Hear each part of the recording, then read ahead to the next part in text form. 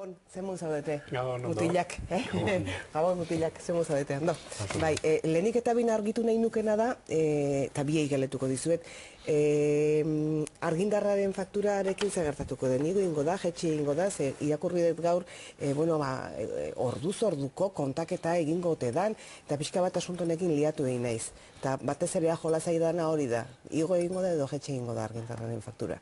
Ekoizpen kostuen arabera gertatuko da hori, ez?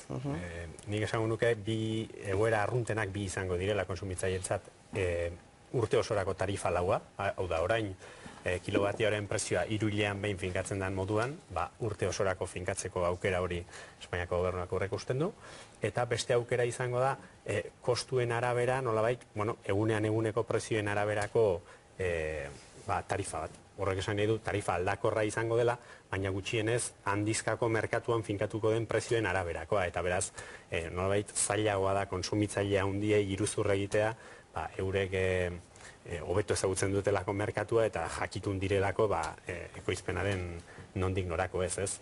Hala eta guztiz ere, gaur egun Espainiako argindar fakturaren 10 eurotik 6, ez dira ekoizpenari lotuak. Baizik eta garraioari, bidesariei, zergei, eta beraz, egongo litzateke 10 eurotik 4, gora behera horretan, ez? Nolabait prezioen arabera, zerren arabera, meteorologia, erregaien prezioa, petrolioa ikatza zenbatean dagoen, eta unean uneko eskariaren arabera. Baina, gutxienez, lehia handitzeko aukera ematen du, eta ekoizpen kostuak eta prezioak bateratzeko aukera. Nik uste dute erreforma txarra ez dela.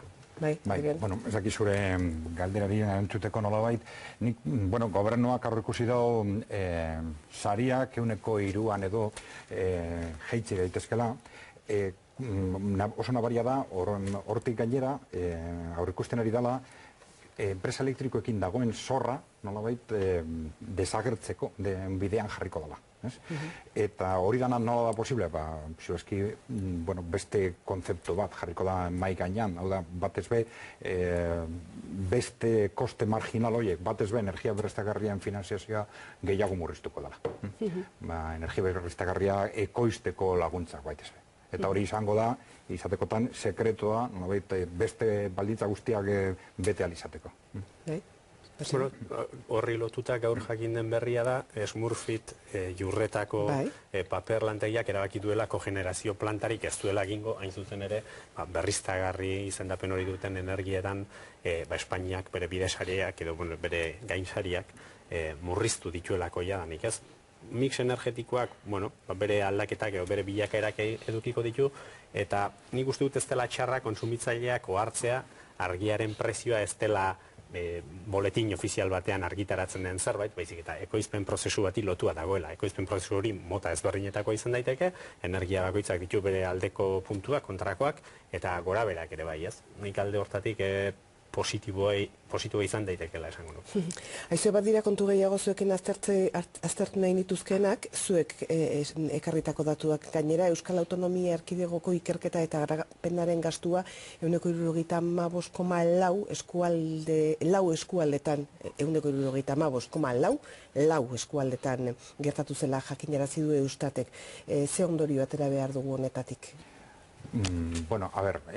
Lau horiek zeintzuk diren ikusi behar da. Batez bedira, 3 hiriburuak gehi debagoiena. Hori ohiko kontua da. Ikerkuntza hiriburuetan konzentratzeko joera politiko-administratibo leko guztietan egoten da. Horretan nahiko normaltzat hartu behar da hori. Alderantziz, pensatu behar da, horiek ez direla eskualderik berritzaileenak. Horiek importanteak dira duten dimensioagatik. Baina densidadea kontutan hartzen badugu eskualderik berritzaileenak Gipuzkoako 3 dire. Debaberea, Debagoiena eta Goierri. Eta tarte handiarekin hiriburuekin konparatuta. Hau da, inbertsioa kopuruetan neurri handi batean konzentratu egiten da hiriburuetan, baina proporzioan eskualderik berritzaileenak ez dira hiriburuak. Bai, Joseba, interesgarria da datua. Bai, horri gehituko nioke hala ere, naiz eta Espainiako bataz bestekotik gora egon, eta baita Europar batasuneko bataz bestekotik gora egon, 102 terdiren bueltan egotea ez dela oso lasaigarria. Txinatik gora ere bai. Txinatik gora ere bai. Txinako barrengoetu gordina oso handia da. Ez baina, bueno, azken finan hor, 18.000 langile, zari gara, lanaldi osoko baliokideak hartuta, 18.000 langile, autonomia erkidegoan, 900.000 baldin badaude, esan nahi du, hori direla nolabait ere aurrera begirako gure Champions League, ez? Esango genuke, benetan langile guztien 102 da, etorkizunera begira garrantzi kualitatibo bere bizikoa dutenak, irutik bat emakumea gainera. Nahi dezuenean sartu zaitezkete, Bai, galdera bada. Hiriburuak esaten denean zer esan nahi da? Bilbo handia? Bai, eskualdeak. Bilbo handia, hor sartzen badugu, nolabait, Silicon Valley nolabait esateko Bizkaian Txorierri da, eta hori, nolabait esateko, ez da?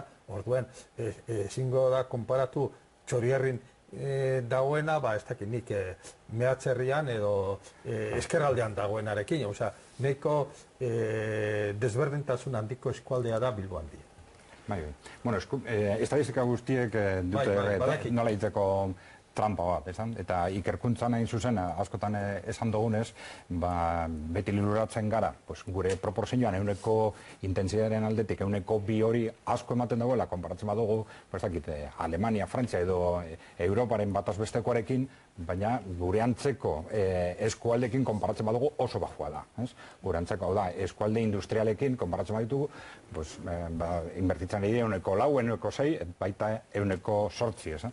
Orduan, beti estadistikak baloratzeko orduan kontu handi zibire gara da. Batez be horrelako estadistiketan, gure politika ekonomikoentzat gai hau klabea da. Hau da, pentsatzea ikerkuntzaren aldetik egiten nahi garen esfortzua asko da, edo gutxi dan, funtsezkoa da, jakiteko nondik joan behar dugun, eta zer non saketu behar dugun azelegarria, nola baitez.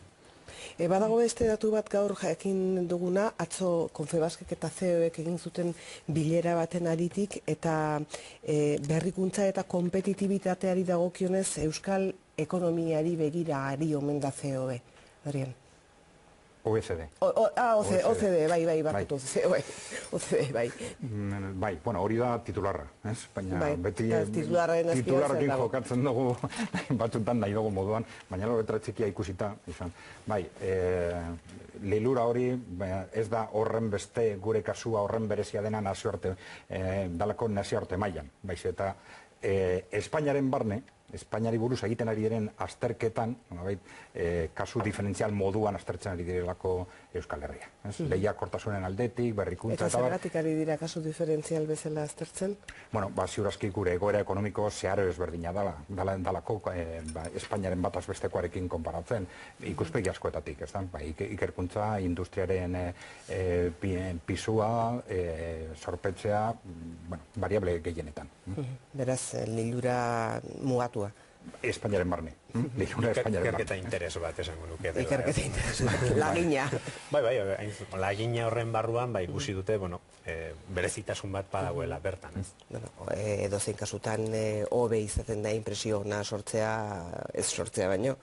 Naiz eta lagina izan. Bai, kasu hortan positiboa da, nabarmen. OCDE. Bai, jakina, eta gure ustez oso importante izango litzake, naziarte mailan be konturatzea zen punturaino krisiari aurre egiteko orduan. Planteatzen den politikak Espainiarentzat kaltegarriak dira guretzat. Orduan, aukeraren bat badago hor sartzeko eta nolabiteko ezberdintasunak egiteko, primerakoa izango litzake, klaro. Bai, krisiarentzat planteatzen ari diren errezetak direla eta 2 urte dira oraintxe lan merkatuaren erreforma indarrean jarri zanetik, ez dakit Euskal Herriarentzat errezeta ona dan edo ez, baina Espainiako estatuarentzat zenbait neurtzailei begira edo zenbait adirazleri begira ez da oso eraginkorra izan, adibidez langabeziari begira edo jende okupatuari dagokionez besteak beste. Bueno, ala ere estrategia hori defenditzen dutenek, beti pensatu dabe, helburu funtsezkoena, lan erreformaren helburu funtsezkoena da kostea jaistea. Eta hori lortu dabe. Orduan, lan kosteak murriztu dira Espainian. Euskal Herrian bai, igual Euskal Herrian behar barik, baina Espainian bai kosteak jaitsi dira, eta euren estrategian arabera, hori da, lehenengo pausua, lehiakortasuna berreskuratzeko eta ekonomia hobetzeko. Orduan, logika horretan kokatu behar da. Bai, langabezia datu horietan deigarria da, landunak 700.000 gutxiago diren bitartean, langabeak 200.000 gehiago bakarrik direla, azken 2 urteetan, ez? Eta orduan galdera nora joan dira beste 500.000. Beste 500.000 joan dira edo jubilaziora, edo atzerrira, edo besterik gabe lana bat bilatzeari utzi diote, esperantza galdu dutelako. Ez da, populazio aktiboaren jeitsiera bat eman da, bere garaian, immigrazio fluxu handiak egon ziren bezala, eta nik uste dut egin batean, eraikuntza sektorearen doikuntza horri lotuta dagoela, baina egia da, bai industrian eta bai sektore publikoan ere, enplegu galera handia eman dela. Zerbait era? Aniztasuna nik uste dut handia dela, Alemanian bertan ere, ez? Ekialdeko... Hor sartu berria dira. Bueno, sartu berriak ja 20 urte joan dira, sartu berriak ere, baina bai, badaude diferentziak, nik ala ere, horren arira azpimarratuko da, Espainian debate ekonomikoan gaur egun puri-purian dagoen gaia, balantza fiskalena da. Guri oraingoz iritsi etzaigun gai bat, baina kontuz itsasgora itsasbera horretan akaso gure ereduari ere eragin die. Esperantza Agirre oso interesatua dago. Bueno, guztiak daude oso interesatuak, ez da, azkenean diru kontuak nola banatu erabaki behar dira, eta lehen Nafarroa aipatu duzuenean, nik uste dut hor badagoela gako bat gutxitan aipatzen duguna, eta da, Nafarroako gobernuak gutxinez 10 bat urtez jaso du, nolabait gain finantziatua egon da, Volkswagenen bezaren kontu horregatik, behar zuen baino ehundik 10 diru gehiago. Horrek esan nahi du, bai PSN, UPN, PP gobernuan egon diren garaian, Nafarroan, diruz oso oparo bizi izan direla, eta nolabait ere pahotsa amaitzen ari zaie, amaitu behar dute, eta doikuntza hori orain ari da nolabait negoziatzen eta erabakitzen ezkutuan, baina biztan da Nafarroak beste finantziazio eredu bat edo beste arnas bat behar duela, bestela ez zukelako inondik inora defizit helburua beteko, ez? Orduan, esan dezakegu larrialdi edo, zainketa berezien gelan daukatela Nafarroa arlo fiskalean ere. Hemen ikusten da bai federalismo lehen Gorka Maneiro aipatu du, ez bere egin dute federalismo simetrikoa. Hau da, kudeatzea, fiskalitatea sari zara horrein. Dana. Osea, federalismoa, arauak non egiten diren, erabaki politikoa non egiten diren, eta diru publikoa, zergetako zenbat diru bilduko dugun, fiskalitatea, eta diru publiko hori nola erabiliko dugun, gastua, politika publikoak. Erabaki horiek, seguretan non hartzen diren, tresna gehiago dituzu edo gutxiago, gu ditugun desberdintasun horiek behar bezala kudeatzeko. Eta federalismo simetriko horrek ez du aukerarik ematen, Euskal Autonomia Erkideak dituen berezitasunak eta Nafarroak dituen berezitasunak eta orokorrean Euskal Herria dituenak egokitzeko bere lan esparruan, bere lehiakortasun mailara, bere ez daukagu. Guk jarraitzen ari gara Espainiak erabaki du berak doikuntzak egin behar dituela eta guk atzetigoaz. Eta guk jartzen dizkigun hezkuntzan jarri digun eredua eta guk eredu hobea dugu eta hala ere aplikatu behar ditugun mugak. Ze importantea den legegintza erabakiak. Azkenean Euskal Herrian hartzea. Dana dela federalismo. Laburrea amaitu behar dugu, bai. Federalismo simetriko hori, nire ustez, ez da federalismoa beste zerbait da. Zer da? Zentralismoa. Dezentralizazio hutsa da. Dezentralizazio beste gauza bat. Hori da federalismoa. Beraz zentralismoa da zuretzat? Dezentralizazioa uste dut aipatzen dutela, baina orokorra eta simetrikoa. Dezentralizazio simetrikoa. Hori ez baita federalismoa hitzetik bertatik, federistik, beste gauza bada, paktoa da. Bai. Diferentzia ekonomikoak aipatu dituzu, eta gainera zu historia salea zara eta datu interesgarri bat. Guk indako azterketa baten, orain gure errenta per capita eta Espainiarekin konparatuta, ehuneko 135 gaur. Frankismo amaitu zanian, ehuneko 110.